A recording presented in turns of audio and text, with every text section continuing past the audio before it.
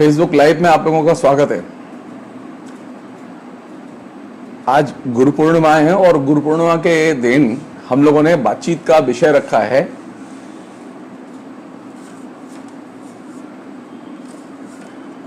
गुरु किसे कहते हैं।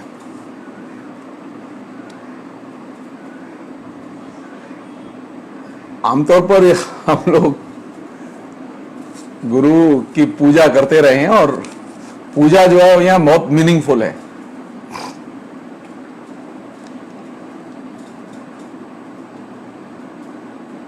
लेकिन आज की बातचीत में कुछ पर्सनल होगा, कुछ सामाजिक होगा, दोनों ही चीजें होंगी मिलके। मेरी मुश्किल यह है कि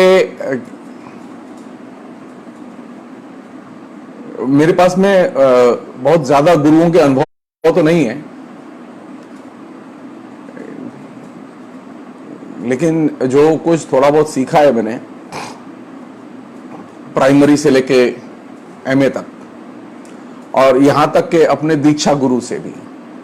ऐसा नहीं कि मेरी कोई दीक्षा नहीं हुई, तो मेरे लिए गुरु के कई रूप रहे हैं जो कि लाइफ में आए और जिनसे हमने सीखा।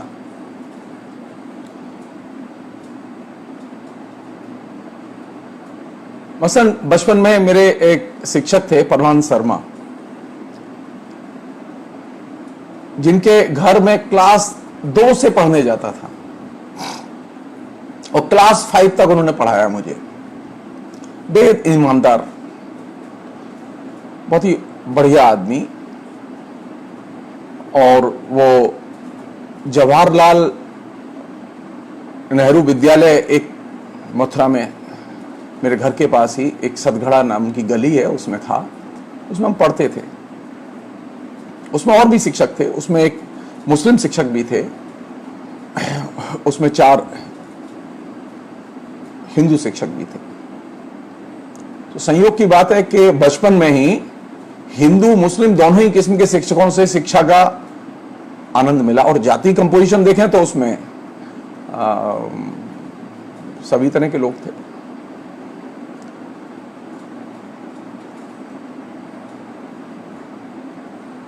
और इस संयोग है कि स्कूल में जो शिक्षक मिले वो बहुत ही ईमानदार किस्म के लोग मिले। बाद में जब संस्कृत पाठशाला में पढ़ने गया, कक्षा 5 पास करके, तो मुझे संस्कृत के विद्वान मिले। वो भी बहुत ईमानदार थे और बहुत एकनिष्ठ थे अपने विषयों के प्रति। वही दूसरी तरफ जब 8 साल का हुआ तो मेरा यज्ञोपवीत हुआ, और यज्ञोपवीत में जो मेरे गुरु बने, जिन्होंने मुझे गायत्री मंत्र दिया और गायत्री मंत्र के साथ साथ जिन्होंने मुझे बाला भुवनेश्वरी की दीक्षा दी, वे थे कामेश्वरनाथ चतुर्वेदी।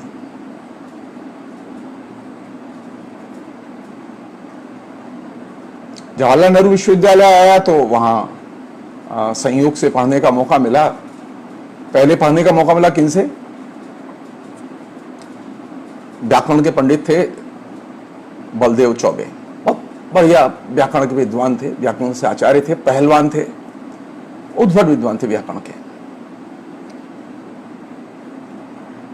दूसरे वेद के बहुत बड़े विद्वान थे लालन कृष्ण पांड्या। तीसरे जो विद्वान थे जिन्होंने कि मुझे बड़े पैमाने पर बड़े लंबे समय तक पढ़ाया, वो थे शंकर प्रसाद उपाध्याय, जो कि सिद्धांत ज्योतिष के बहुत बड़े विद्वान थे। और दर्शन के विद्वान थे सवल किशोर पाठक, जो कि उस माथुर चतुर्वेदी संस्कृत महाविद्यालय के प्रिंसिपल भी थे। और संस्कृत साहित्य के जो विद्वान थे वो थे 2 लोग जिनसे मुझे पढ़ने का मौका मिला, बनमाली शास्त्री और कृष्णचंद्र चतुर्वेदी। लालन कृष्ण पंड्या जी के माथुर चतुर्वेदी महाविद्यालय से मुक्त होने के बाद जब वो दिल्ली चले आए लाल बहादुर शास्त्री संस्कृत विद्यापीठ में प्रोफेसर होकर, अयोध्यानाथ चतुर्वेदी ने मुझे पढ़ाया। और हिंदी के जो शिक्षक थे, जो कि सबसे इंटरेस्टिंग फैक्टर है, वो थे मथुरा चतुर्वेदी, जो कि आरएसएस के और बीजेपी के बहुत बड़े नेता थे मथुरा के। और मेरे जीवन में राजनीतिक चस्का जिसे कहें, अभिरुचि पैदा करने में मथुरा चतुर्वेदी बहुत बड़ी भूमिका रही है। उन्होंने कभी मुझे आरएसएस का साहित्य पढ़ने को नहीं दिया, लेकिन बहुत अच्छे शिक्षक थे, बहुत ही ईमानदार आदमी थे। जब जवाहरलाल नेहरू विश्वविद्यालय आए तो संयोग से नामवर सिंह, महेंद्र पांडे, केदारनाथ सिंह, सुदेश जी,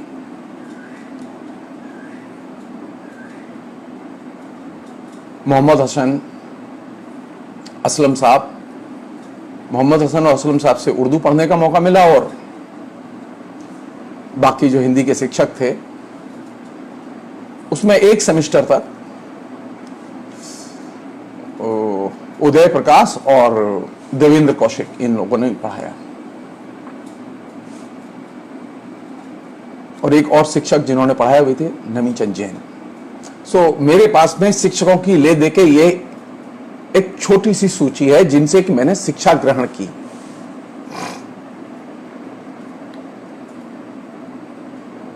तो अगर गुरु का मतलब एक यह है कि जिसने पढ़ाया, एक तो वो है। आज ये गुरु पूर्णिमा है ना, तो हम लोग करते क्या थे कि गुरु पूर्णिमा के दिन हम अपने शिक्षक के यहां और अपने गुरु के यहां, जिसने हमें मंत्र दिया है, जब कामेश्वर नाथ जी जब तक जिंदा थे, ये परंपरा हमने निभाई। मथुरा में मैं जब तक पढ़ता था, ये परंपरा हमने निभाई कि गुरु पूर्णिमा के दिन हम अपने शिक्षकों को, प्राइमरी में स्कूल में थे तब भी ये परंपरा का पालन किया गया, अपने शिक्षकों को 2 किलो आम खरीदे और उनको प्रणाम करके उनकी सेवा में रखाए। और ये सिलसिला बरसों चला। जब जेएनयू गया हूं तब वो सिलसिला टूटा।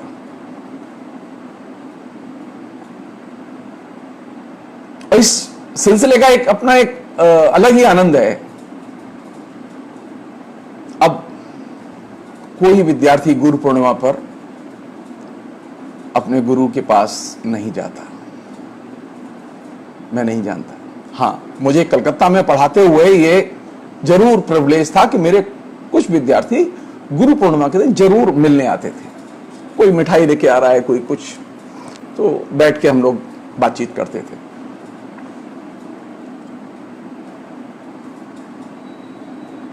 गुरु पूर्णिमा का मेरे लिए खास मीनिंग है। और मैं जब कह रहा हूं कि मीनिंग है, तो मैं उसे रियल सेंस में फील करता हूं।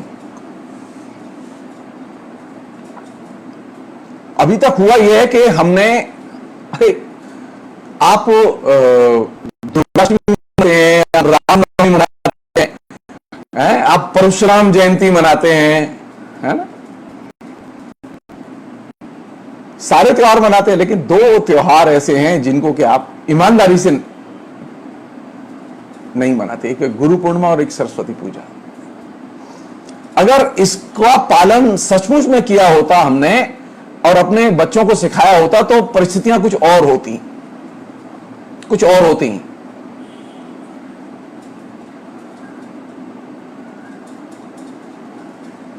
परंपरा में सब कुछ ऐसा नहीं है कि उसको सबको लात मार के खदेड़ के बाहर कर दिया जाए और मॉडर्न बन जाए। परंपरा में बहुत कुछ ऐसा है जिससे सीखा जा सकता है, समझा जा सकता है। जिसे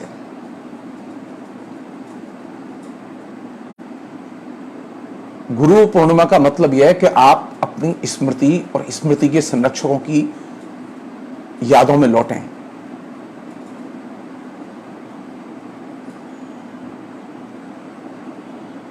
याद करिए, सोचिए, आपकी स्मृति में शिक्षक, गुरु, और गुरु वही नहीं है जिनके नाम मैंने बताए, जिसने पढ़ाया।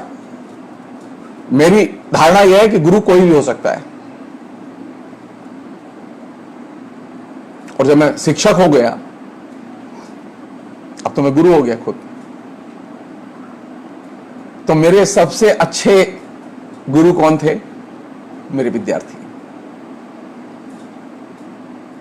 अभी भी रिकॉर्ड है ये कि मेरे विद्यार्थी जब भी फोन करते हैं तो कुछ ना कुछ नई बात बोल के चले जाते हैं।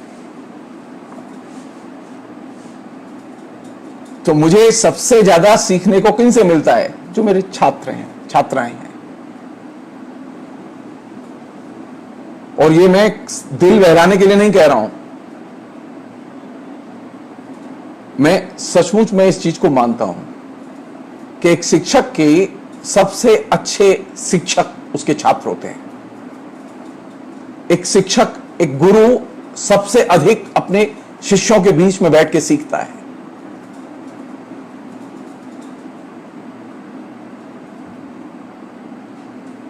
और जिस व्यक्ति ने,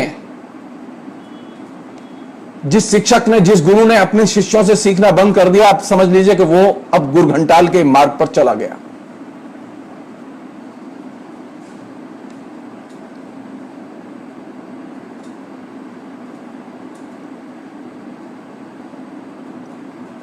मैं फिर रिपीट कर रहा हूं कि गुरु कोई भी हो सकता है।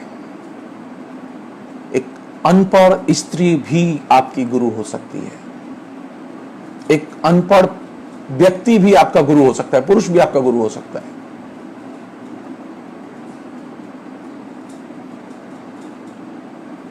ऐसे अनेक लोग हैं जीवन में जो विश्वविद्यालय नहीं गए, जो कभी कॉलेज नहीं गए, लेकिन जिनसे सीखने का मौका मिला।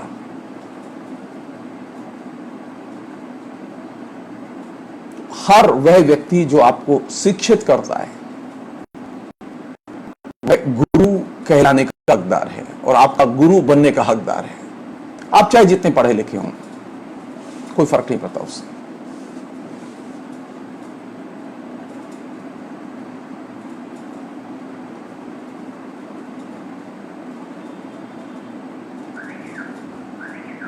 एक अच्छे गुरु के साथ में जो आप सीख सकते हैं, वो क्या चीज सीख सकते हैं? सिर्फ एक चीज, एक भावना, एक मनोदशा अपने अंदर हम लोग रखें तो सीख सकते हैं कि सीखने के लिए अभी सारी जिंदगी पड़ी है। जब भी कुछ पता चल जाए,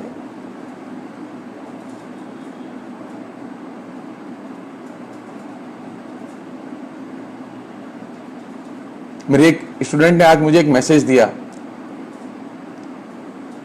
रामकृष्ण परमहंस की पत्नी शारदा मां का एक मैसेज दिया। स्टूडेंट का नाम है शारदा बनर्जी।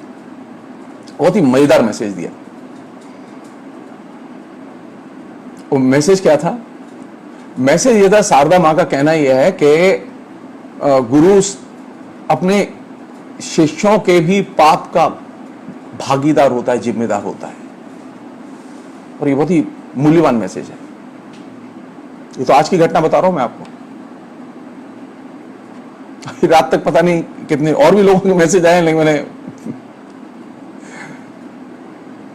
तो मेरे लिए हमेशा, आज नहीं हमेशा, जब भी मेरी अपने विद्यार्थियों से बात होती है, जब भी मैं यंग छात्र छात्राओं से बात करता हूं, जब भी मैं अपने दोस्तों से बात करता हूं, वो भी मेरे गुरु हैं। उनसे भी सीखने को मिलता है। मैं नहीं जानता कि वो लोग मुझसे कितना सीखते हैं, लेकिन मैं जरूर सीखता रहता हूं। गुरु पर विचार करने का मतलब है सीखने की कला विकसित करना।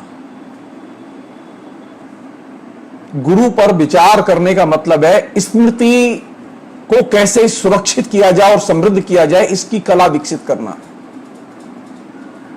आज जो सबसे बड़ा संकट है वो इन दो जगहों पर है। हमारे पास लैपटॉप है, कंप्यूटर है, सब कुछ है, सारे मॉडर्न कम्युनिकेशन के यंत्र हैं, लेकिन हमारी मेमोरी कुछ नहीं है।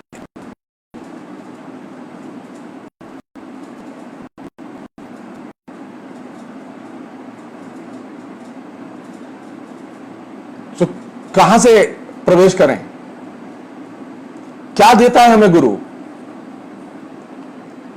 मैं स्वभाव से नास्तिक हूं, लेकिन आचरण मेरे सारे आस्तिकों जैसे हैं। मैं पूजा भी करता हूं। जो मेरे शिक्षक ने, जो मेरे गुरु ने मुझे दिया था, मैं आज भी उसकी पूजा करता हूं। मैं इसे छुपाता नहीं हूं। मैं जेल में पढ़ता था तब भी नहीं छुपाता था। जब मैं मार्क्सवादी कम्युनिस्ट पार्टी का मेंबर था तब भी नहीं छुपाता था इस बात को, क्योंकि मेरे लिए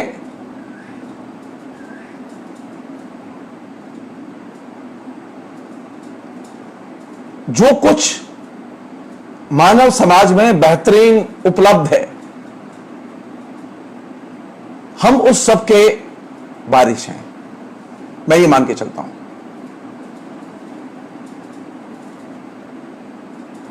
मैंने कभी भी इस चीज को नजर से ओझल नहीं होने दिया।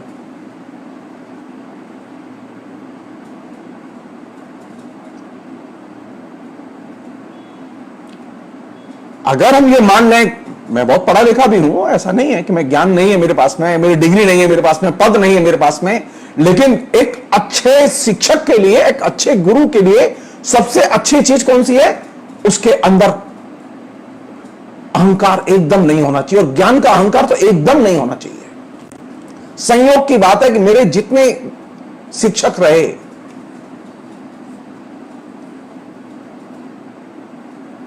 वो उनमें अधिकतर लोग अहंकार से एकदम रहित थे।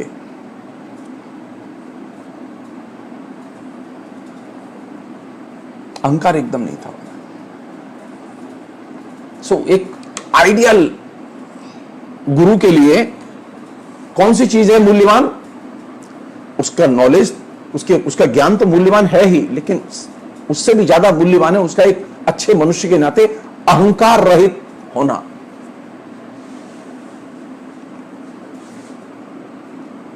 और जो चीज वो एक तरह से सीमेंट की तरह वो आपके पूरे लाइफ में काम देती है, वो चीज है कि वह कैसे आपकी स्मृति को समृद्ध करे। जब भी याद आए तो आपको कोई न कोई नई चीज, कोई न कोई पुरानी बात आपकी मेमोरी से निकल के आए। मुझे याद नहीं है कि कभी भी मेरी अपने शिक्षकों से जब भी मुलाकात हुई, वो चाहे केदारनाथ सिंह हो, चाहे वो मैनेजर पांडे हो, चाहे वो नामवर सिंह हो, कभी ऐसा नहीं हुआ कि मुझे कुछ मिला ना हो। नौकरी नहीं मिली मैं नौकरी नहीं मिला मैं उनसे कभी। मेरे शिक्षक कह सकते हैं इस बात को कि मैं नौकरी के लिए उनसे कभी नहीं मिला। मेरे लिए गुरु का मतलब है कि वह ज्ञान का प्रतीक है। मुझे उससे ज्ञान चाहिए।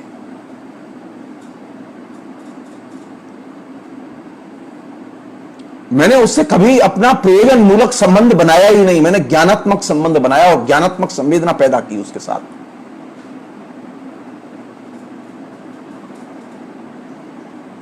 गुरु शिष्य के बीच के रिलेशन में ज्ञानात्मक संबंध और ज्ञानात्मक संवेदना बहुत महत्वपूर्ण होती है।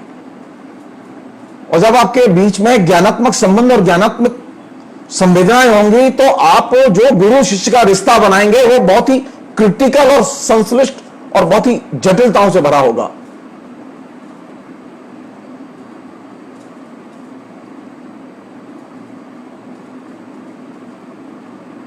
एक अच्छा गुरु अपने शिष्य को निर्भीक होकर बोलने देता है।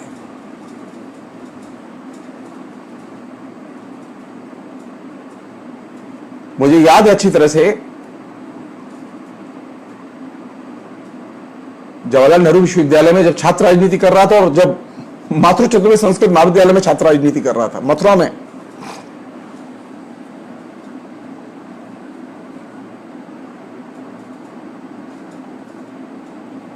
यह चैलेंज था कि आप अपने शिक्षक के सामने सीना ताने। जवाहरलाल नेहरू विश्वविद्यालय मॉडर्न विश्वविद्यालय था और आज भी है।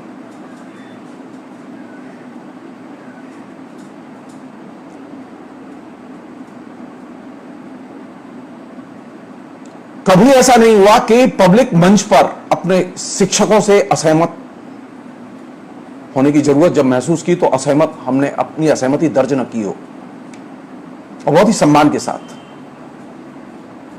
उनके चैम्बर में, एकेडमिक काउंसिल की मीटिंग में, बोर्ड ऑफ स्टडीज की मीटिंग में आंदोलन के दौरान, सेमिनार के दौरान कभी संबंध खराब नहीं हुए।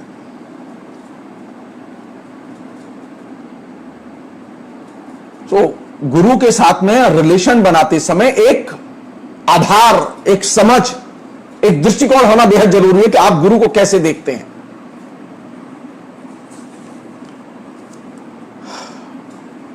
तो गुरु एक है, उसके रूप अनेक हैं।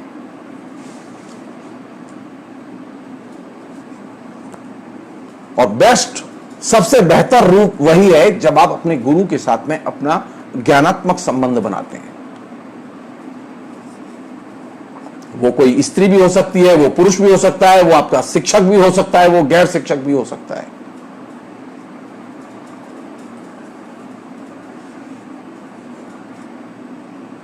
मेरे यहां जो महिला काम करती थी, जिसने कि 20 साल मुझे खाना खिलाया अपने हाथ से बना के, वो संयोग से दलित महिला थी, एकदम अनपढ़ थी, बंगाली थी, कभी पढ़ने नहीं गई वो महिला। लेकिन उसकी जो ह्यूमन सेंसिबिलिटी थी वो बहुत ही स्ट्रांग थी। मेरे यहां कोई लड़के लड़कियां आते रहते थे, तो कोई लड़की अगर शैतान, जिसकी आंखों में शैतानी हो, वो एकदम पहचान लेती थी। मुझे समझ में नहीं आती थी। एक दिन मेरे पास एक लड़की मिलने आई, तो मैंने अपनी कामवाली से कहा कि भाई तुम एक चाय बना दो। उसने चाय बनाई, बहुत ही खराब चाय बनाई। मैं बहुत परेशान, कितनी खराब चाय तो ये नहीं बनाती, इसने खराब चाय क्यों बनाई। खैर वो चाय वाय पी के चले गई, बात हो खत्म हो गई।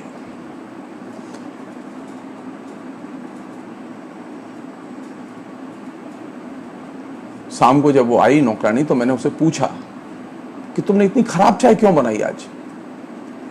तो बोले ना, वो मैं भालू ना है। तो मैंने कहा कि कमाल है। आप विश्वास नहीं करेंगे, 2 दिन बाद उसकी बात सही साबित हुई।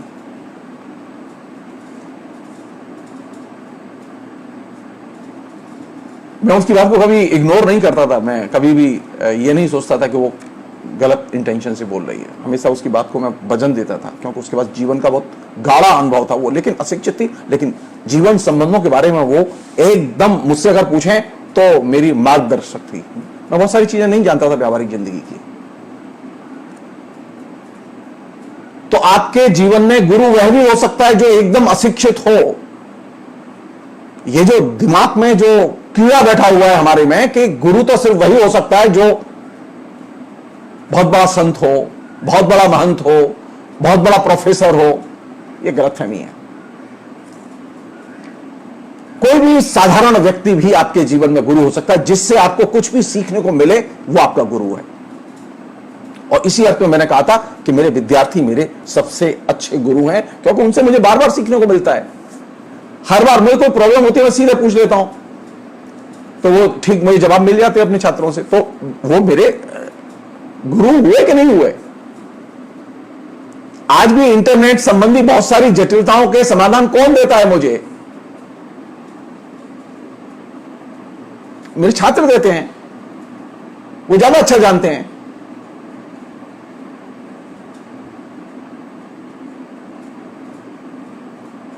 जो सिखाए वह गुरु, और जो तुम्हारी स्मृति में घुस जाए वह गुरु। तो ये एक बड़ा एरिया है। अब एक अलग पहलू है जिस पर कि मैं आपका ध्यान खींचना चाहता हूं इसके बहाने, बहुत ही मजेदार है। वो मजेदार इस सेंस में कि मैं एक चीज देख रहा था कि हॉलीवुड में ये जो शिक्षक छात्र संबंधों को लेके तकरीबन 1939 से लेके 1998 के बीच में, यानी 60 साल के दौरान तकरीबन 51 फिल्म रिलीज हुई।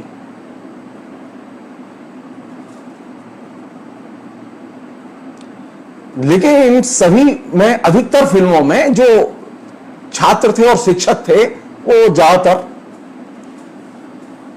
श्वेत,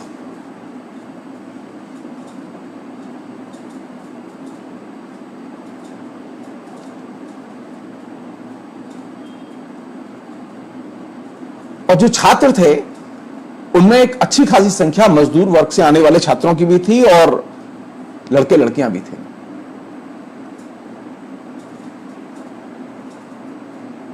लेकिन फिल्मों में जो आउटलुक था वो आउटलुक बहुत डिस्टर्बिंग था।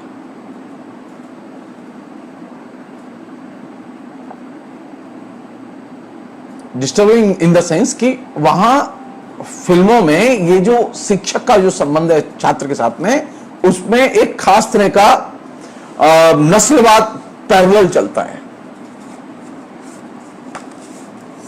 इसके विपरीत कुछ बेहतर फिल्में जो मुझे याद हैं, और इधर मैंने आज थोड़ा सा कोशिश की कि एक बार रिकलेक्ट करूं आपसे बातचीत करते समय, तो बहुत ही इंटरेस्टिंग है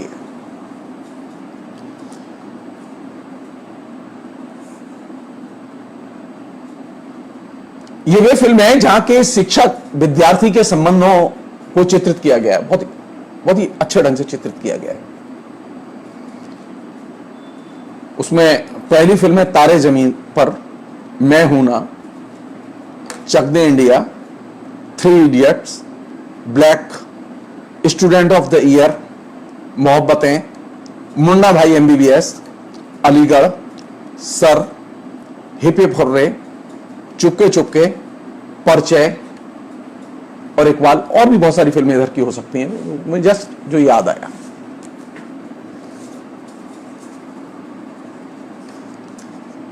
ये फिल्मों का नाम मैं क्यों ले रहा हूं? क्योंकि फिल्में आप लोग देखते हैं,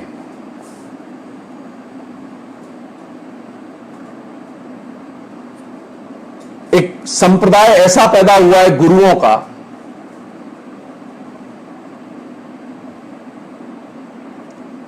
जो चेतना के स्तर पर अंधविश्वास पैदा करता है,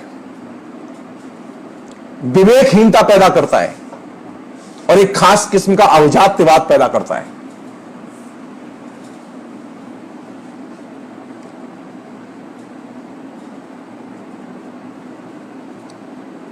इस तरह के गुरुओं ने, उनमें पॉपुलिज्म बहुत है, जनता में बहुत जनप्रिय है वो।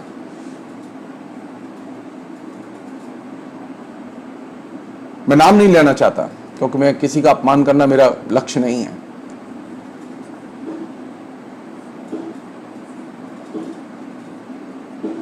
ये जो पब्लिक डोमेन में सक्रिय जो विभिन्न किस्म के जीवन शैली और धर्म से जुड़े हुए जो गुरु हैं,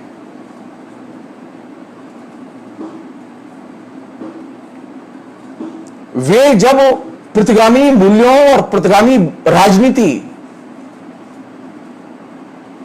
के अंग के तौर पर काम करने लगे समाज में, तो समाज की बड़ी क्षति करते हैं। गुरुओं की भूमिका यह नहीं होनी चाहिए, संतों की भूमिका यह नहीं होनी चाहिए।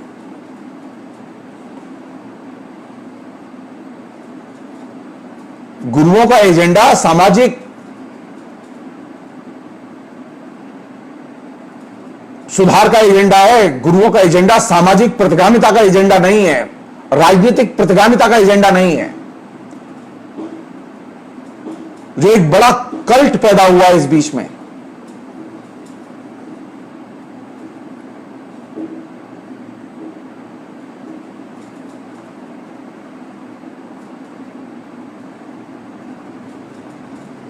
उस कल्ट को अंडरस्टिमेट करके नहीं देखना चाहिए, क्योंकि उसने हिंदुस्तान के मतलब अजीब किस्म की स्थिति है ये गुरुओं के नाम पर। बहुत ही सुसंगत ढंग से डिवीजन ऑफ लेबर है इनके बीच में। मसलन कुछ गुरु ऐसे हैं जिनका की जनाधार है एकदम ग्रामीण लोगों में, अशिक्षितों में, दलितों में, बड़े पैमाने पर बड़ा मोबिलाइजेशन है उनका।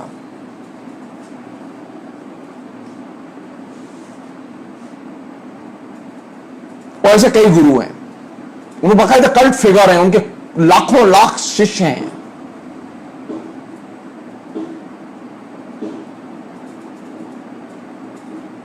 दूसरा जो वर्ग है, जो जिसमें के शिक्षित एलीट क्लास आता है, उसके भी गुरु हैं।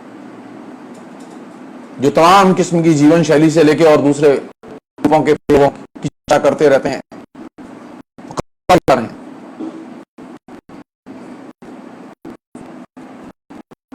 तो गुरुओं का ये जो धर्म और समाज के बीच में जो रबड़ता हुआ जो विशाल समूह है, इसमें कई लाख गुरु हैं जो कि काम करते हैं। और इन गुरुओं ने एक बहुत ही खतरनाक चीज पैदा की है। इनमें से अधिकतर गुरु की जो राजनीति है वो बहुत ही खतरनाक है। और अगर मैं विनम्रता से कहना चाहूं तो वह एकदम संविधान विरोधी है। कोई आदमी धर्म का प्रचार करे, इसमें कोई परेशानी नहीं है। कोई आदमी अपने धर्म के अनुयायी बनाए, इसमें कोई परेशानी नहीं है।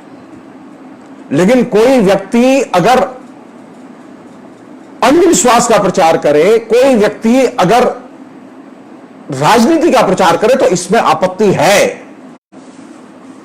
मुझे ऐसे गुरुओं की और धार्मिक गुरुओं की जरूरत नहीं है जो वो राजनीति कर सकते हैं लेकिन धर्म छोड़ दें, वो धर्म के गुरु का पद छोड़ दें, वो पॉलिटिक्स में आए, कोई आपत्ति नहीं है।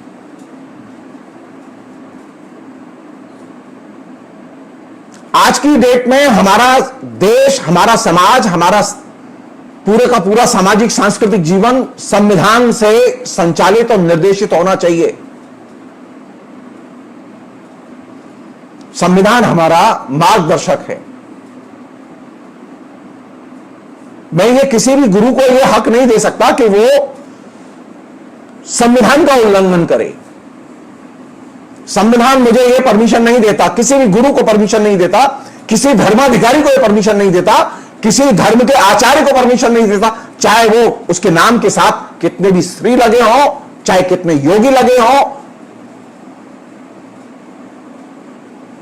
चाहे उसके करोड़ों अनुयायी हो। मैं साफ कह रहा हूं कि हम संविधान के अनुसार हम ये परमिशन नहीं दे सकते कि कोई गुरु धर्म की आड़ में राजनीति करे, वो चाहे जैसी राजनीति हो।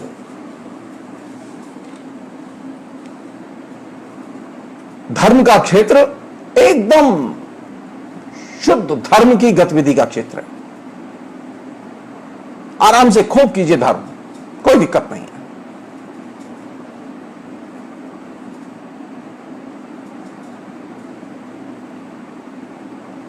तो भारत में सबसे जो दुखद पहलू जो विकसित हुआ बड़े पैमाने पर, वो ये कि धर्म के प्रयोजन मूलक एस्पेक्ट्स को लेकर जो विभिन्न संरचनाएं समाज में बनी, सैकड़ों लोगों का एक तरह से नेटवर्क पैदा हुआ और इसने समाज को आगे ले जाने की बजाय और पीछे की तरफ फेंका।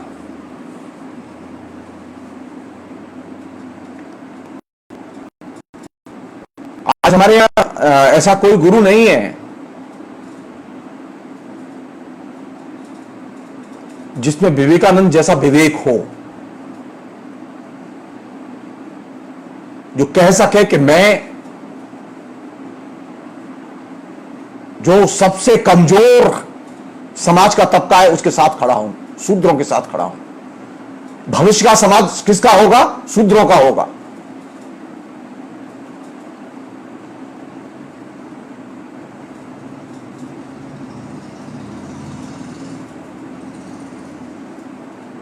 तो ये जो प्रयोजन मूलक जो गुरुओं का नेटवर्क जो पैदा हुआ है, और वो हर राज्य में, हर नेशनलिटी में है।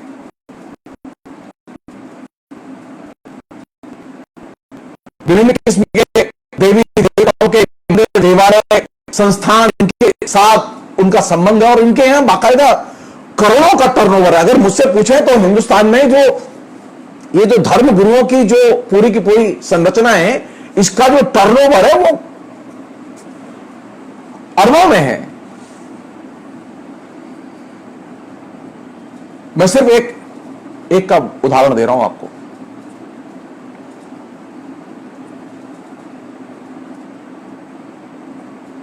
श्री श्री रविशंकर का जो एनुअल टर्नओवर है वो एक समय में तकरीबन 700 करोड़ रुपया आंका गया साल में।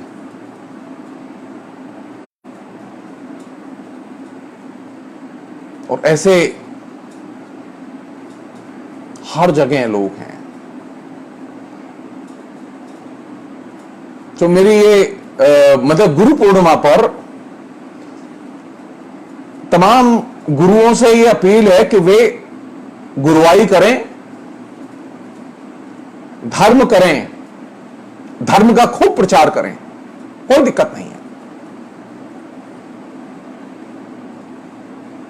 लेकिन धर्म की आड़ में और धर्म के साथ राजनीति न करें।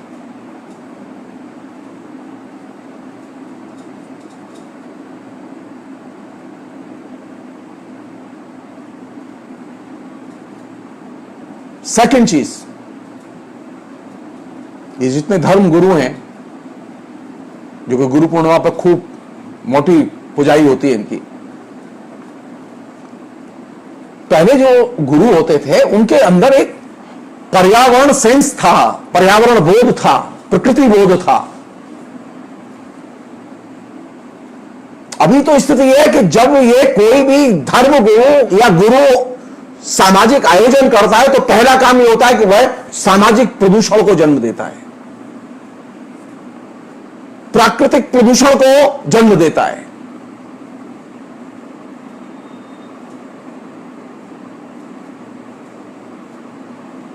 तो एक नया संकट है ये कि एक धर्मगुरु का समागम होगा तो मालूम पड़ा उसके समागम में 50 लाख लोग आए। छोटा सा शहर, मैं जिस शहर से आता हूं मथुरा से, उस शहर में एक जमाना था बाबा जय गुरुदेव की रैली होती थी जिस दिन उसने वो साल में एक दिन, और उस रैली में कम से कम 20-30 लाख लोग आते थे। अब आप सोचिए एक छोटा सा शहर जिसकी टोटल पॉपुलेशन 2.5-3 लाख की है, वहां अगर एक साथ 30 लाख लोग आएंगे तो उस शहर की क्या स्थिति होगी? यमुना में प्रदूषण की क्या स्थिति होगी?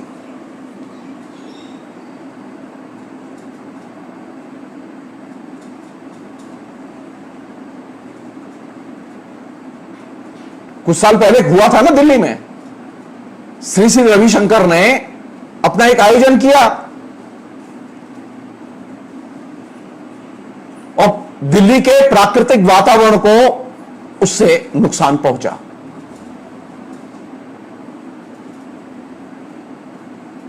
हमें इस पहलू पर ध्यान देना ही होगा कि हम अगर सचमुच में गुरु हैं, पहले जो गुरु होते थे, ऋषि होते थे, उपदेशक होते थे, शिक्षक होते थे, उनके अंदर एक प्रकृति प्रेम, प्रकृति बोध, प्रकृति संरक्षण, पर्यावरण बोध, उनकी एक बहुत बड़ी शक्ति थी।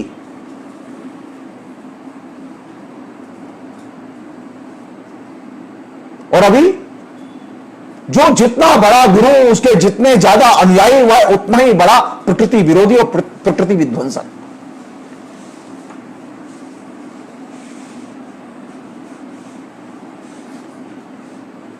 मैं फिर कह रहा हूं, मुझे उनके धर्म से कोई आपत्ति नहीं है, वो चाहे जिस धर्म का प्रचार करें, चाहे जैसे विचारों का प्रचार करें, मुझे कोई आपत्ति नहीं है। लेकिन मुझे आपत्ति है, मुझे ऐसे धर्म को, ऐसे धर्म गुरु के प्रति कोई मोहब्बत नहीं है जो अपने आयोजन के जरिए, अपने समागम के जरिए धन बटोरे, यश बटोरे, लेकिन प्रकृति को नष्ट करे। मुझे कोई मोहब्बत नहीं उससे।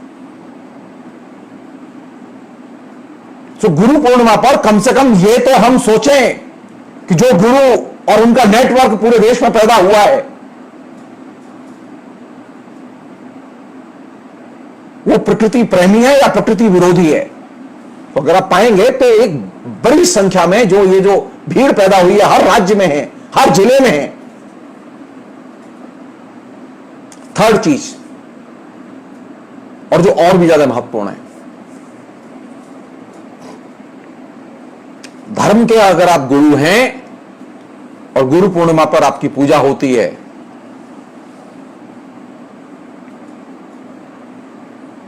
तो सिर्फ एक चीज और चाहिए,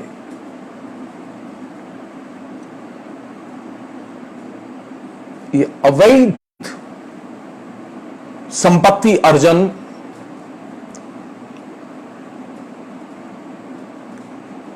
और सिर्फ संपत्ति अर्जन, ये दो चीजें, इनसे आपकी मुक्ति बहुत जरूरी है। अच्छा धर्म गुरु है जिसके अंदर संपत्ति अर्जन और अवैध संपत्ति अर्जन, ये दोनों चीजें एक साथ चलती हैं। ये नई जो खेती पैदा हुई है गुरुओं की, उनके अंदर धर्म की जितनी भूख है उससे ज्यादा धन कमाने की भूख है, संपत्ति कमाने की और संपत्ति जोड़ने की भूख है। आप सोचिए इस बात पर, शंकराचार्य ने 4 पीठ स्थापित किए, शंकराचार्य की कोई प्रॉपर्टी नहीं थी और सारे देश में शंकराचार्य के विचारों का डंका आज भी बजता है। आज भी हिंदुस्तान के पिछले 1500 पौने 2000 साल के इतिहास में आज भी शंकराचार्य के विचारों का सबसे ज्यादा असर महसूस किया गया है। और ये जो नए जो संत हैं जिनके पास में अरबों की संपत्ति है,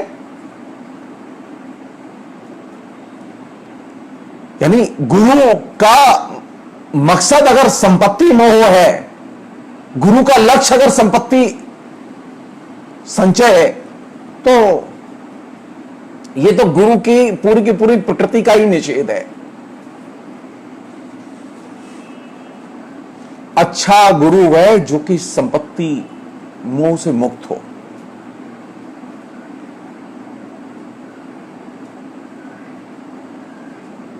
अगर आपने संपत्ति मोह पाल लिया तो आप अच्छे गुरु नहीं बन सकते, वो चाहे आप धार्मिक गुरु हो चाहे एकेडमिक गुरु हो। अगर आपने संपत्ति मोह पैदा कर लिया और संपत्ति मोह के जरिए जीना शुरू कर दिया तो आप अच्छे गुरु नहीं बन सकते। सो एक नया एरिया, ये डिबेट का एरिया है। और ये एरिया क्यों जरूरी है? क्यों जरूरी है? क्योंकि एक प्रयोजन मूलक बुद्धि, प्रयोजन मूलक शिक्षा, ये बीमारी सबसे पहले संपत्ति मोह की गुरुओं में बीमारी पहले धर्म में आई, धर्म से फिर शिक्षा में आई और अब वो जीवन का एक अनिवार्य हिस्सा बन गई है।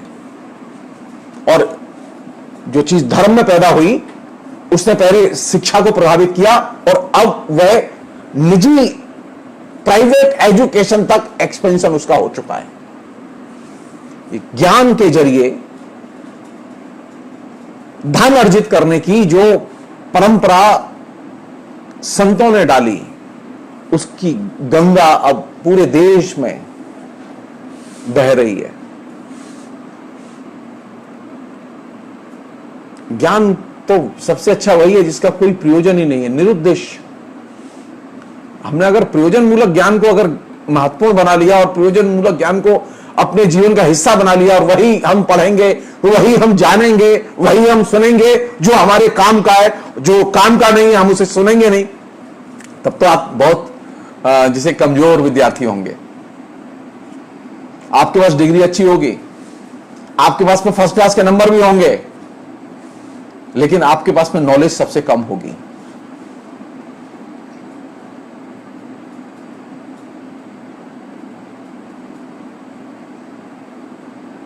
गुरु का काम है ज्ञान के उत्पादन और पुनरुत्पादन की प्रक्रिया को अबाधित ढंग से बनाए रखना। वो धर्म के क्षेत्र में भी है, वो शिक्षा के क्षेत्र में भी है, वो जीवन के क्षेत्र में भी है। लेकिन अगर ज्ञान के उत्पादन को हमने अगर सिर्फ मांग पूर्ति के आधार पर तय करना शुरू कर दिया, जो कि अब एक कल्चर है, वो कल्चर क्या है? अब कल्चर ये है कि अब हमारे सामने जो संकट है वो ये है कि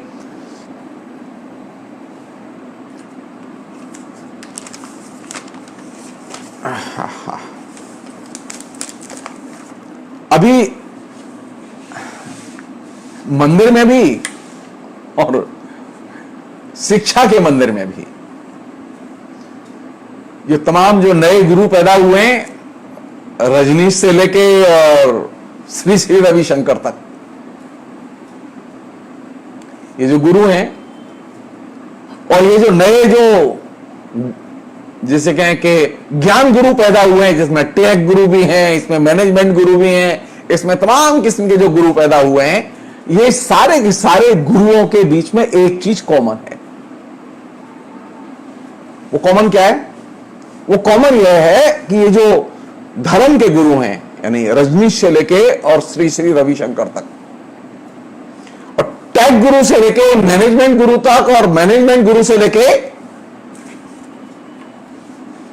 तमाम किस्म के जो ट्यूटर हैं उन तक,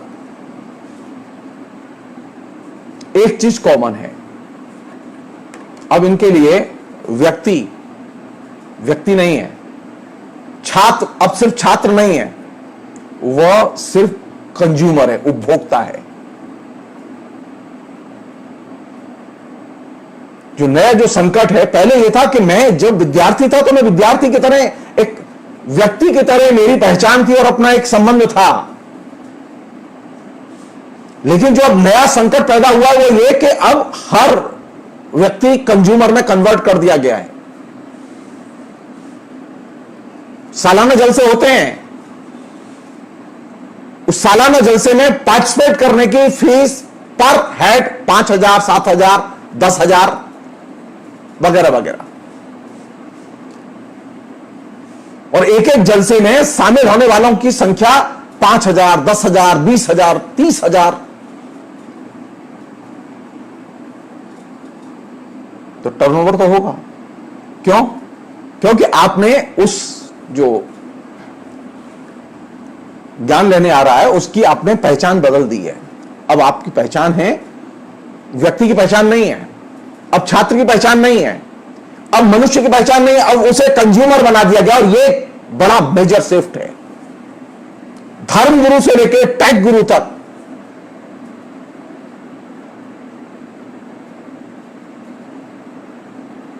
अब हर एक के लिए जो विद्यार्थी है वो क्या है?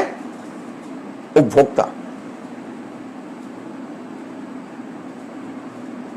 और विद्यार्थी और शिक्षक के बीच में, चाहे वो मैनेजमेंट के संस्थान में पढ़ता हो, चाहे वो जवाहरलाल नेहरू विश्वविद्यालय में पढ़ता हो, या वो और दूसरी जगह पढ़ता हो, ये जो विश्व व्यापार संगठन है ना, गैट, जिसके जरिए समझौते हुए सारे, अब विश्व व्यापार संगठन के तहत गैट के जो नए जो पॉलिसी फ्रेमवर्क है जिसमें कि हम लोग अब काम कर रहे हैं, उसके तहत अब शिक्षा भी सेवा क्षेत्र का हिस्सा है।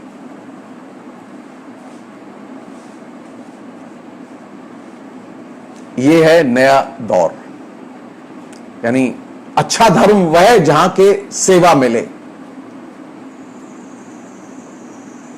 अब जैसे मथुरा जाइए आप, तो मथुरा में मंदिर हैं, मंदिरों के पास में कोई रहने की जगह नहीं है। लेकिन अब जो नई कल्चर आ रही है, जो धीरे धीरे पैदा हो रही है, अब नए मंदिर बने। मथुरा में भी एक मंदिर बना है, प्रेम जी महाराज का मंदिर। अब उस मंदिर सामान्य सा है, लेकिन बहुत भव्य, अलग, बड़ा सा एक कंपाउंड है, उसमें एक रेस्टोरेंट है, उसमें रहने के लिए भी जगह है, उसमें बढ़िया पार्क भी है। यानी आप भगवान के दर्शन करने नहीं जाते खाली, अब आपको सेवाएं चाहिए।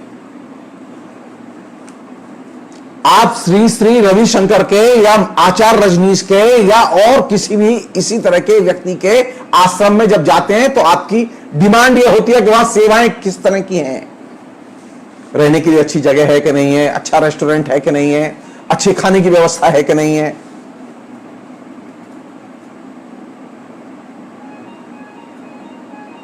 धर्म से लेकर शिक्षा तक अब हर चीज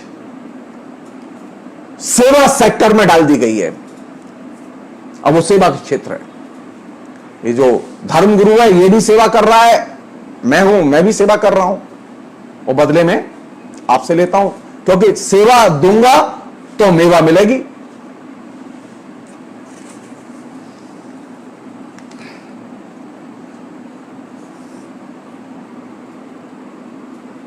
तो जब आप सेवा देंगे तो सेवा किसके हिसाब से देंगे? बाजार की जरूरत के हिसाब से, कंज्यूमर की जरूरत के हिसाब से।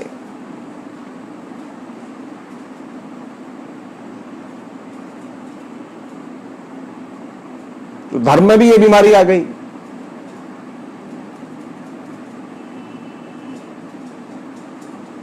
फ्री में दर्शन नहीं होते। आप जाइए, फ्री में दर्शन होंगे, दूर से टाइम लगेगा ज्यादा, दर्शन पे भी अब पैसे लगते हैं। सबसे पहले शुरू किसने किया? ये सबसे पहले शुरू किया भारत सरकार के संरक्षण में। ये काम शुरू हुआ तिरुपति बालाजी में। सबसे ज्यादा अर्निंग वाला मंदिर है वो।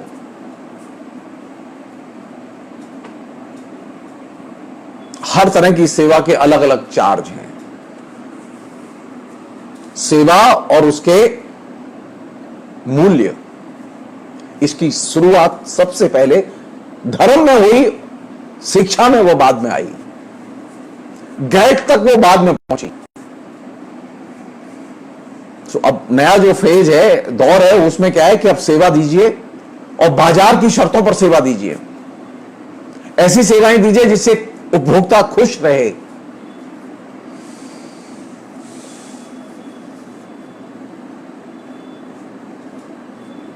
तो अब शिक्षक क्या करेगा और गुरु क्या करेगा? उसका काम यह है कि इस मांग पूर्ति का ख्याल रखना। उसका काम क्या है? उसका काम यह है कि विद्यार्थियों के लिए नोट्स तैयार कराना, पढ़ाना नहीं।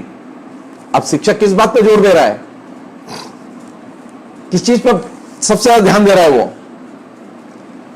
वो बुद्धि को सक्रिय करने पर ध्यान नहीं है।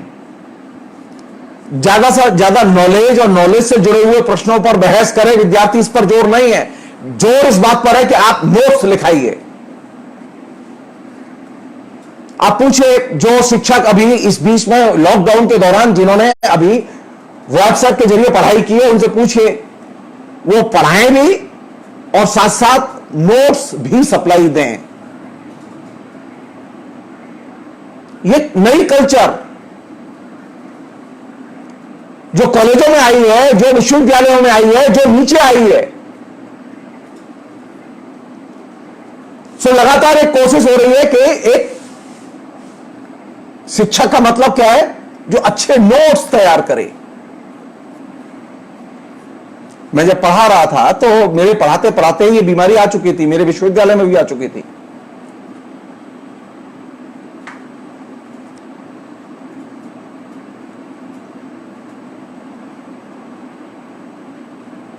तो ये जो सेवा शर्त में एक ये शर्त भी है कि आप अपने विद्यार्थी के नोट्स तैयार करें।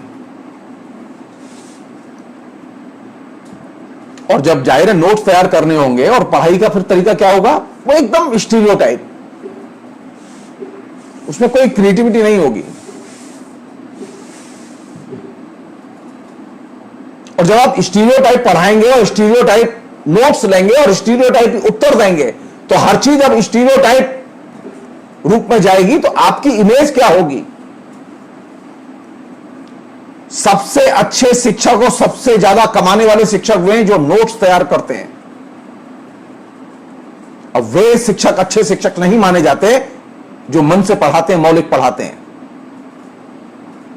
गुरु पूर्णिमा पर हम ये सोचें कि हम 70 साल के लोकतंत्र में ज्ञान के अवमूल्यन को करते करते करते करते किस स्टेज तक ले गए।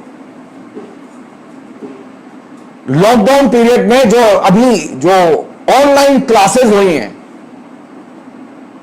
जवाहरलाल नेहरू विश्वविद्यालय में रिकॉर्ड था वहां के विद्यार्थियों का कि जब क्लासेस होती थी तो 98% से अधिक विद्यार्थी रेगुलर क्लास करते थे, बिना किसी अटेंडेंस के क्लास करते थे। लेकिन अभी लॉकडाउन पीरियड में जो ऑनलाइन क्लास हुई है उसमें 40% से ऊपर विद्यार्थी क्लास ही अटेंड नहीं कर रहे थे।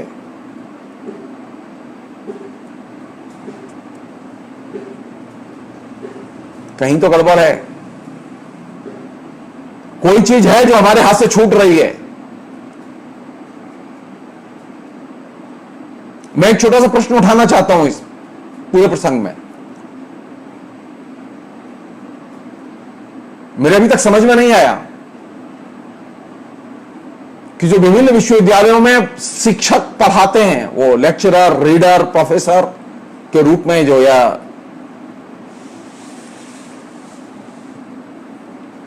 अरे प्रत्येक विश्वविद्यालय या कॉलेज की अपनी वेबसाइट बना के उनके लेक्चर्स को अपलोड करने में क्या परेशानी थी? क्यों नहीं उसे संरक्षित एक ज्ञान कोश के तौर पर तैयार किया गया?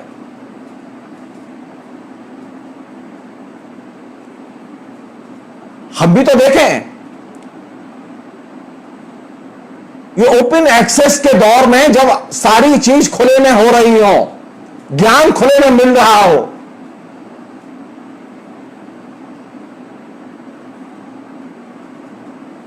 मार्च, अप्रैल, मई, जून, जुलाई,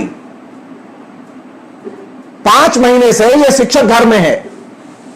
इसने क्लासेस भी लिए, ऐसा नहीं क्लास नहीं लिए। तो फिर ये क्लासेस जो है पब्लिक स्क्रूटनी के लिए पब्लिक डोमेन में क्यों नहीं रहेंगी? कभी भी कोई विद्यार्थी सुन ले, पढ़ ले, देख ले, इसे भविष्य में भी काम देंगी।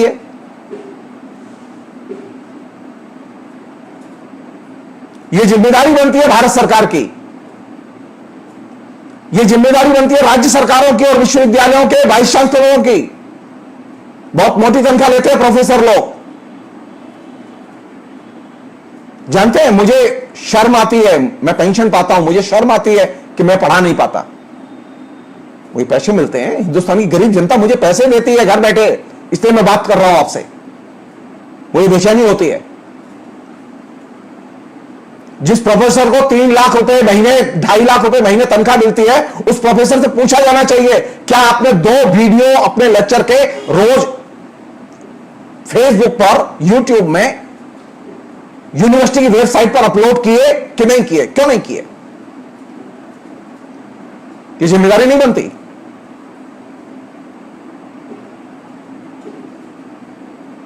विश्वविद्यालय में पढ़ाने वाला प्रोफेसर हिंदुस्तान के हर राजनेता के चरणों में बैठा रहेगा,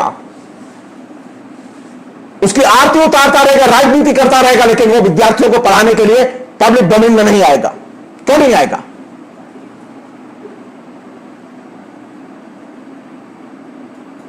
ये दिल्ली विश्वविद्यालय के शिक्षक, जवाहरलाल नेहरू विश्वविद्यालय के शिक्षक, बीएचयू के शिक्षक, ये जो राजनीति के सिरमौर हैं,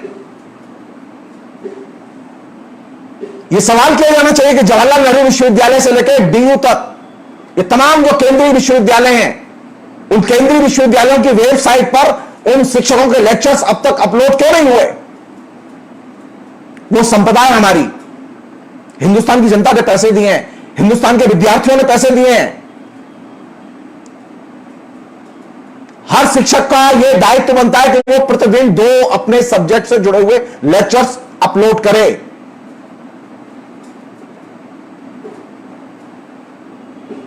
उन लेक्चर्स के आधार पर राजनीतिक डिस्क्रिमिनेशन नहीं होना चाहिए।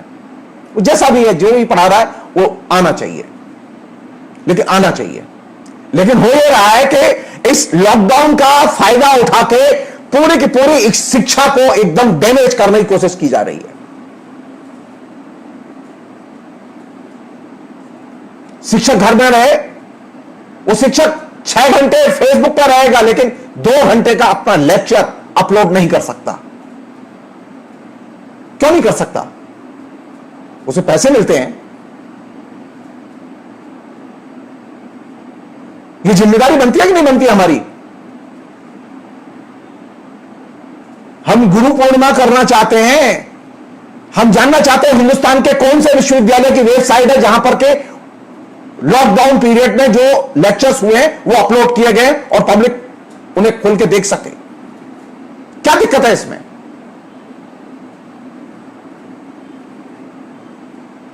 मैं नहीं कह रहा हूं कि जो शिक्षक घर में हैं वो हरामखोर हैं, मैं नहीं कहना चाहता। वो जरूर मेहनत कर रहे हैं, काम करते हैं, निश्चित तौर पर वो उनके पास प्रतिभा है, लेकिन विश्वविद्यालय को उनकी प्रतिभा को एकदम बाहर लाना चाहिए। केंद्र और राज्य सरकारों की यह जिम्मेदारी है कि वे इसे कोऑर्डिनेट करें।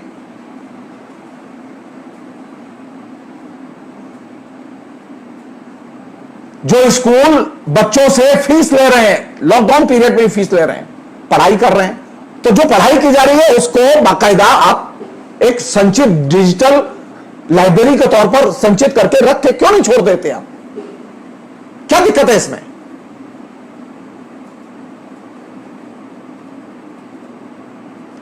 मैंने शुरू में ये बात कही थी, अच्छा गुरु कौन? जो स्मृति के संरक्षण में मदद करे। मुझे ऐसे शिक्षक पसंद हैं जो स्मृति के संरक्षण में विश्वास करते हैं, जो अपने कहे के संरक्षण में विश्वास करते हैं। अरे आप मेहनत करते हैं, आप 4, 5, 6 घंटे तैयार करके आप एक नोट्स तैयार करते हैं, आप क्लास लेते हैं, तो उस क्लास को अपलोड करने में क्या परेशानी है?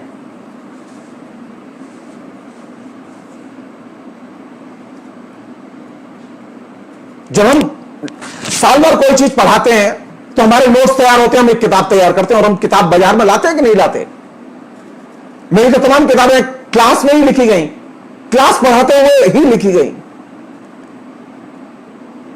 तो ये जो लेक्चर हैं जो आपने अभी दिए, लॉकडाउन पीरियड में दिए, ये लेक्चर्स डिजिटल फॉर्म में इंटरनेट पर आने चाहिए। सरकार नहीं चाहती, आप अपने वाइस चांसलर पर जिम्मेदारी दबाव पैदा कीजिए।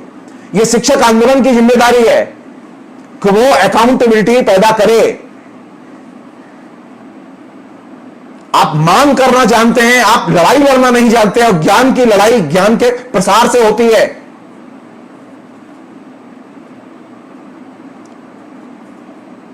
जो मौजूदा सरकार है वो ज्ञान का प्रसार नहीं चाहती, वो चाहती है ज्ञान का संकुचन हो, और आप उसके संकुचन में मदद कर रहे हैं। ज्ञान का जितना प्रसार होगा, शिक्षक की ताकत का उतना ही प्रसार होगा।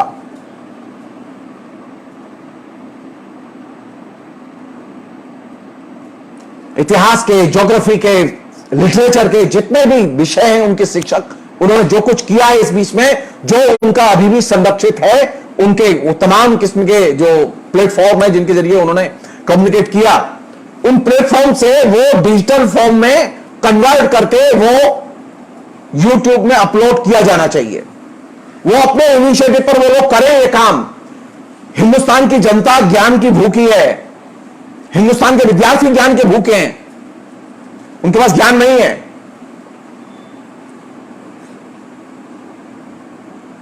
ये हमारी जिम्मेदारी बनती है। अगर हम चाहते हैं कि गुरु पूर्णिमा को हम बेहतर ढंग से सेलिब्रेट करें, तो हम इस स्टीरियोटाइप से कि नहीं, हमसे कहा गया था, हमने क्लास ले ली, लेकिन अब हमारी ये रुचि नहीं है कि ये पब्लिक डोमेन में जाए। क्यों नहीं है? बिल्कुल जाएगी वो। इसके आधार पर आपका कोई राजनीतिक मूल्यांकन नहीं होगा, वो जाना चाहिए। आपने अच्छा बुरा जैसा भी पढ़ाया वो रहना चाहिए। अरे आपने जो भी पढ़ाया वो आपके विद्यार्थी तो जानते हैं, दूसरे लोग भी जान लेंगे तो क्या परेशानी? क्योंकि दूसरे लोग आपको जानते भी हैं, जो आपको व्यक्तिगत तौर पर जानते हैं वो ये भी जानते हैं कि आप पढ़ाने में कैसे होंगे। इसलिए आप जैसे भी हो, ये हमारे लिए लज्जा की बात नहीं है। अब मैं जैसे अंग्रेजी नहीं जानता तो नहीं जानता, इसमें लज्जा की क्या बात है इसमें? लेकिन जो मैं जानता हूं वो तो जानता हूं, अच्छे से जानता हूं, तो उसे शेयर करने में एक अच्छे शिक्षक की, एक अच्छे गुरु की जो सबसे बड़ी बुनियादी भूमिका है वो क्या है कि वो ज्ञान के साझा, ज्ञान के संप्रसार और ज्ञान के प्रति एक आकर्षण और ललक पैदा करता है। आपने ये जो मांग पूर्ति के आधार पर जो रिलेशनशिप बनाई है, इसमें अब शिक्षक की कोई जगह ही नहीं है, गुरु की कोई जगह ही नहीं है, कोई इमेज में ही जगह नहीं है, कहीं कोई प्यार नहीं बचा शिक्षक छात्र के बीच में। क्योंकि विद्यार्थी जानता है मैं पैसे देता हूं और ये मेरे पैसे की वजह से ही पढ़ाते हैं। तो ये जो मानसिकता जो हमारी बनाई गई है कि विद्यार्थी को कंज्यूमर की तरह देखो और तुम सर्विस प्रोवाइडर की तरह भूमिका अदा करो। शिक्षक का काम, गुरु का काम सर्विस प्रोवाइडर का काम नहीं है। इस फ्रेमवर्क से निकलने की जरूरत है। ये कैपिटल ने ये फ्रेमवर्क दिया है हमें कि जो गेट, जो नव्य आर्थिक उदारीकरण आया, उसने एक फ्रेमवर्क दिया है कि उसने गुरु को सर्विस प्रोवाइडर बना दिया है। और ये बहुत खतरनाक चीज है, बहुत खतरनाक चीज है। हम सर्विस प्रोवाइडर नहीं हैं, हम ज्ञान के संप्रसारक हैं।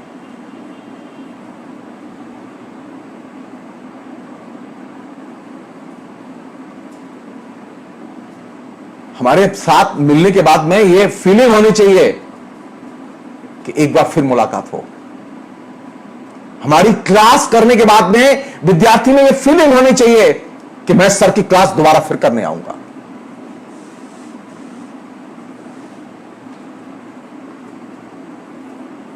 यानी अगर आप एक शिक्षक के नाते, एक अच्छे मनुष्य के नाते, अगर आप अपने विद्यार्थी के साथ में अपना रिलेशन, ह्यूमन रिलेशन, यानी जो आपका ज्ञान का संबंध है, या सर्विस प्रोवाइडर और कंज्यूमर के संबंध के तौर पर न देखें इसे, आप उसे भी मनुष्य समझें और यह मान के चलें कि आप जो उसे बता रहे हैं उसमें आप भी सीख रहे हैं।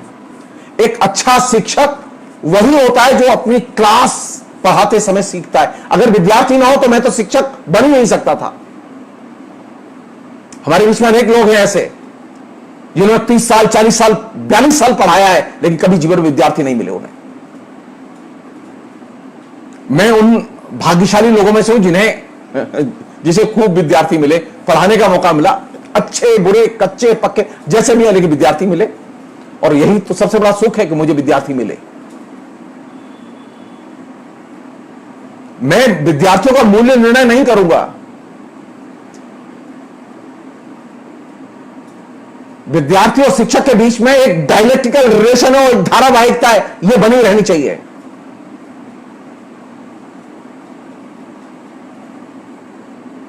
और यह धारावाहिकता यह है जो कि ज्ञान को पैदा करती है, ज्ञान के विमर्श और ज्ञान के प्रति आकर्षण को पैदा करती है। मैं अपना बता सकता हूं आपको, वो आपको आत्म प्रशंसा लग सकती है, लेकिन मेरे पास कोई ऑप्शन नहीं है, क्योंकि मेरी तो कोई प्रशंसा करता नहीं। मैं जब क्लास लेता था, सारे लोग जानते हैं इस बात को, मेरी क्लास का मतलब क्लास, और क्लास का मतलब मेरी क्लास कभी कोई विद्यार्थी मिस नहीं करता था। तड़पते थे इस बात के लिए कि सर की क्लास करनी है। एक शिक्षक, अच्छा शिक्षक वह जो अपनी क्लास के प्रति ललक पैदा कर दे।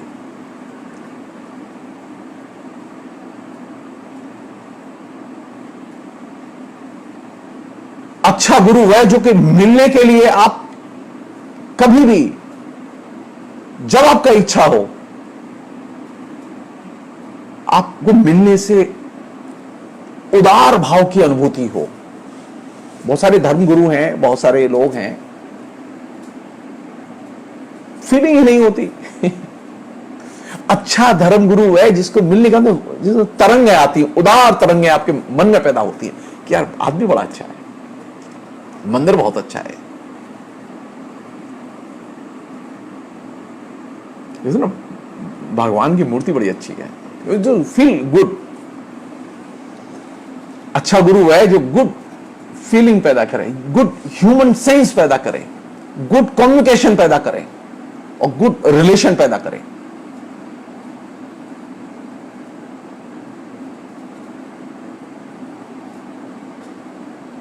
और इन दोनों के लिए, यानी ये जो चीजें मैंने आपके सामने रखी, इनके लिए जो बुनियादी चीज क्या है, आपका मनुष्य पर विश्वास हो, संशय, अविश्वास अच्छे मानवीय संबंध नहीं बनने देता, अच्छे गुरु शिष्य के बीच के संबंध भी नहीं बनने देता, अच्छे शिक्षक और छात्र के बीच के संबंध भी नहीं बनने देता। तो विश्वास बहुत बड़ी चीज है, और विश्वास को जीतना और विश्वास को बनाए रखना उससे भी बड़ी चीज है। सो एक अच्छा गुरु एक अच्छा एनवायरनमेंट देता है।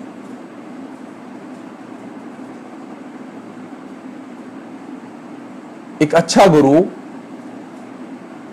ज्ञान के प्रति आकर्षण पैदा करता है, और ज्ञान के प्रति जो आकर्षण है वो साधारण आकर्षण नहीं है, वो बिल्कुल एकदम ऐसा आकर्षण है जो कि फिर कभी जीवन में जाता नहीं है, जब एक बार आपके अंदर पैदा हो गया तो।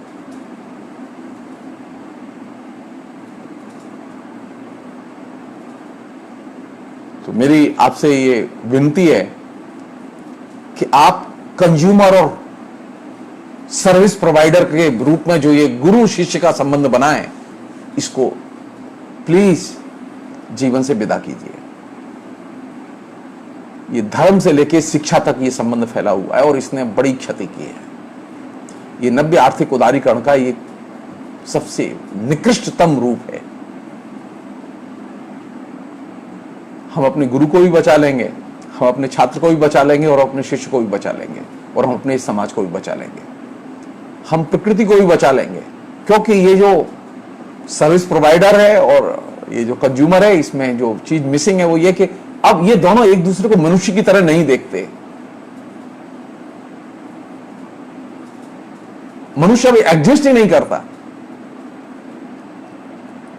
जो नई चुनौती है वो ये है कि अब मनुष्य को केंद्र में लाया जाए, मानवीय संबंधों को और मानवीय इच्छाओं को केंद्र में लाया जाए और ज्ञान को अपनी दैनंदिन हैबिट, आदत और संस्कार का हिस्सा बनाया जाए। और वही चीज हमें अच्छे गुरु के सानिध्य का सुख देगी। बहुत बहुत शुक्रिया। Thank you.